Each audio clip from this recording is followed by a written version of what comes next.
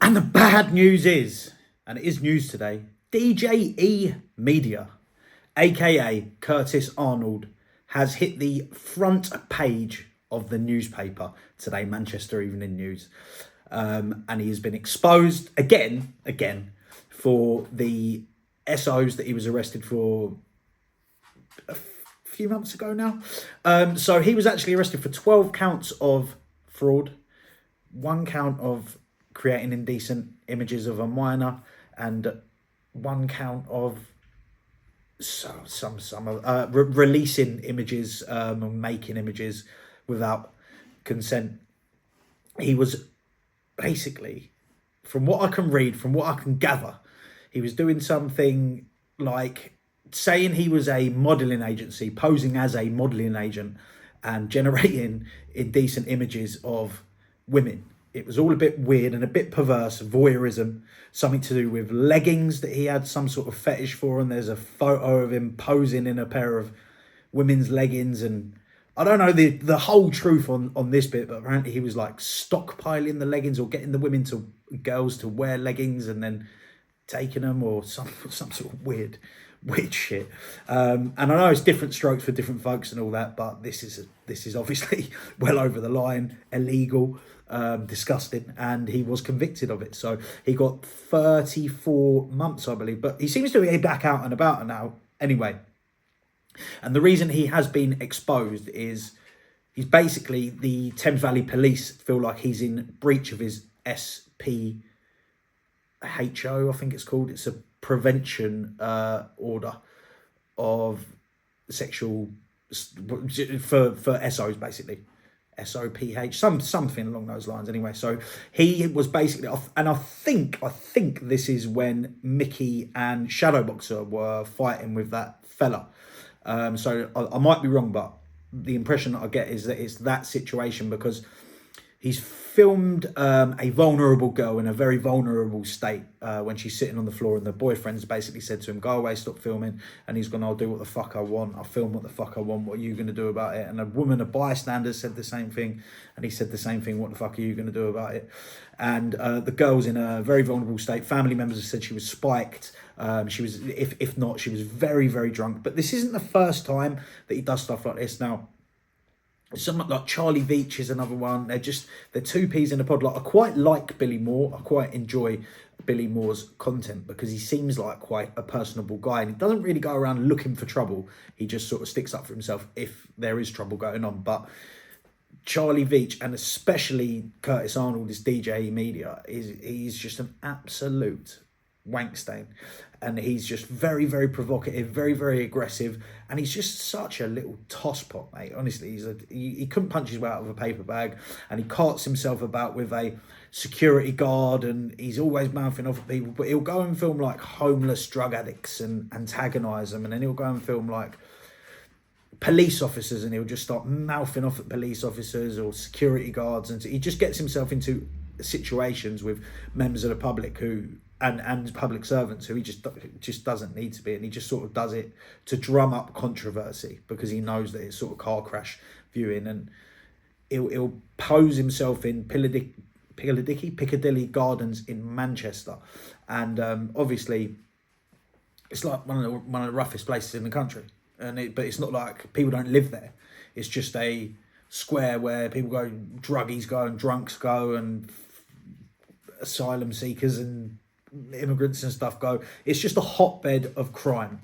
It's literally probably the worst place in Manchester, or for maybe not on a grand scale, like you might have like an estate where there's a high crime rate on this estate, but in one focused place, it's like probably the worst place in the country you could go, or really one of.